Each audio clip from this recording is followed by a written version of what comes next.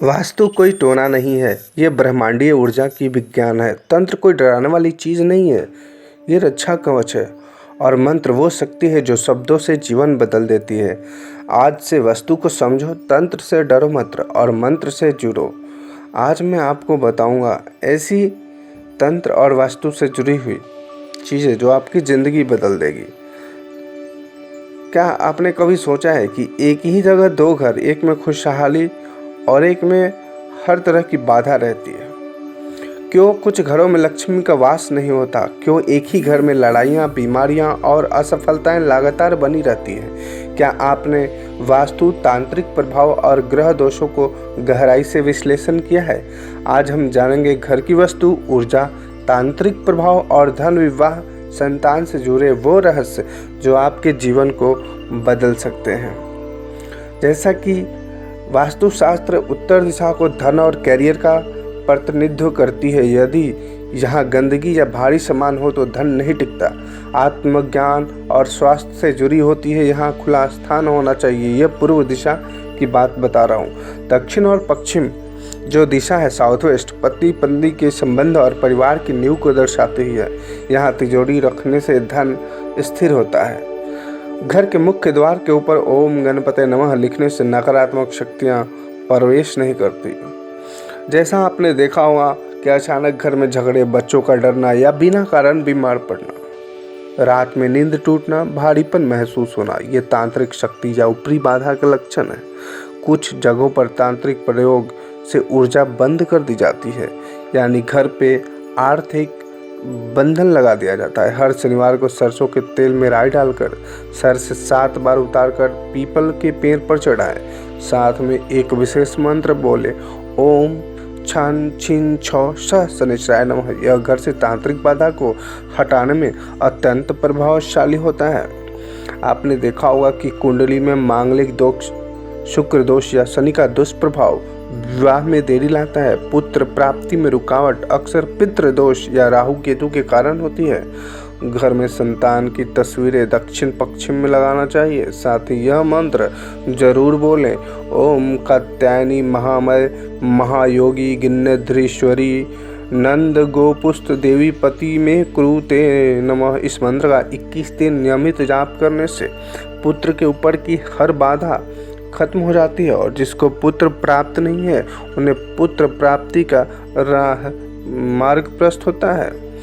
धन की प्राप्ति के रहस्य के साथ ही मैं बताना चाहूँगा कि घर के उत्तर दिशा में जला बहता फवारा रखें कि यह धन को आकर्षित करता है। हर शुक्रवार को लक्ष्मी जी के कमल का फूल अर्पित करना चाहिए। पीले कौड़ियाँ या गोमती चक्र घर में रखने से धन का वास होता है। साथ ही इस मंत्र का जाप 108 बार घी के दीपक के साथ करना चाहिए। ओम श्रीम ह्रीम क्लीम महालक्ष्माय नमः। तो इस तरह से कुछ वास्तु टिप्स अपनाकर आप अपने घरों में सुख, शांति और समृद्धि ला सकते हैं। जैसे पंच तत्व जल, अग्नि, वायु, पृथ्वी, आकाश। पूर्व जो दिशा है वायु तत्व स्वास्थ्य और मानसिक शांति, पश्चिम दिशा जल तत्व आर्थिक स्थिरता, उत्तर दिशा आकाश तत्व धन और कैरियर, दक्षिण दिशा अग्नि तत्व साहस, ऊर्जा और सुरक्षा, ईशान कोण पूजा का ब्रह्म स्थान होता है। ईशान कोण में शौचालय या भारी सामान कभी न रखें। मुख्य द्वार पर स्वास्तिक बनाना शुभ होता है। किचन में आग का स्रोत चूल्हा या पूर्व या दक्षिण पूर्व दिशा में रखना चाहिए। यदि घर के अंदर घुसते ही भारीपन, सिर दर्द या चिड़चिड़ापन महसूस हो, ये तांत्रिक अवरोध हो सकता है। घर में लगातार बीमारियां, अशुद्ध ऊर्जा या काली साधना का असर होता है। रात 12 बजे 3 लौंग जलाकर ओम नमो भगवते वासुदेवाय का 108 बार जाप करने से, घर की चारों दिशाओं में गंगा जल का छिड़काव करने से ये तंत्र की जो क्रिया है वह समाप्त हो जाती है। हर पूर्णिमा को शंख में जल भरकर पूरे घर में छिड़काव करना चाहिए या घुमाना चाहिए। अगर धन नहीं टिकता है तो हो सकता है कि तिजोरी दक्षिण दिशा की दीवार से सटकर उत्तर दिशा की ओर खुले, धन स्थिर होगा। किचन और बाथरूम साथ में हो तो धन की हानि होती है, इसलिए किचन और बाथरूम एक साथ कभी नहीं होनी चाहिए। टूटा हुआ शीशा, घर या इलेक्ट्रॉनिक सामान घर से तुरंत हटा देना चाहिए।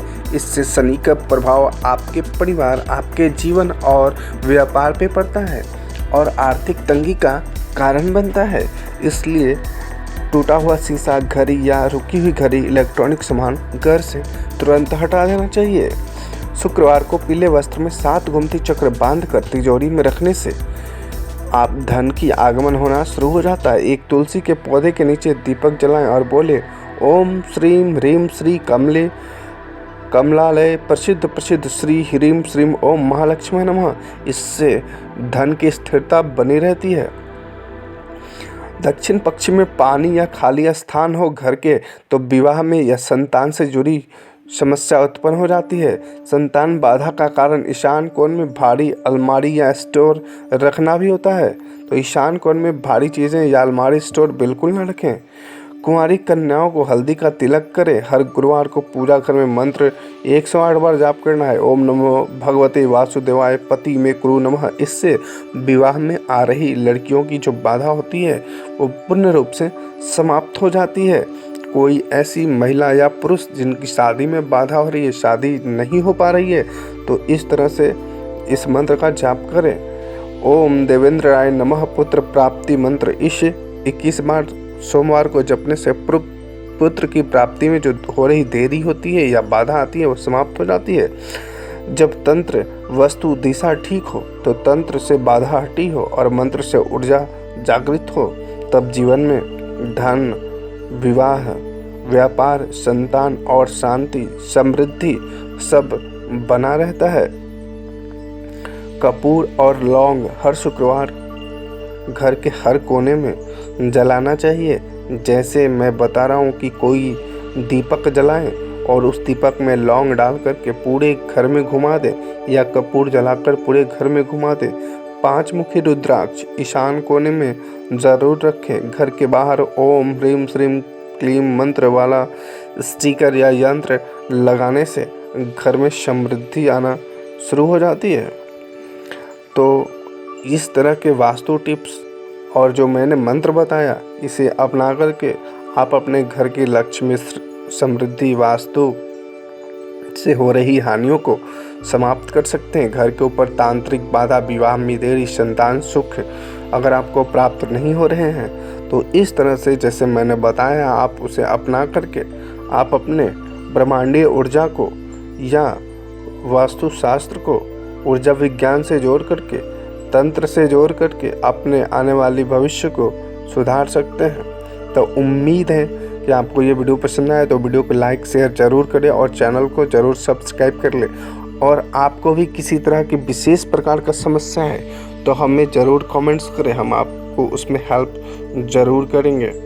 और आखिरी बार मैं बता रहा हूँ कि घर में रोज़ पूजा होती है, घंटी बजता है, तो वहाँ सकारात्मकता फैलती रहती है, इसलिए पूजा पाठ घर में ज़रूर करें। जय माता दी, जय शिव।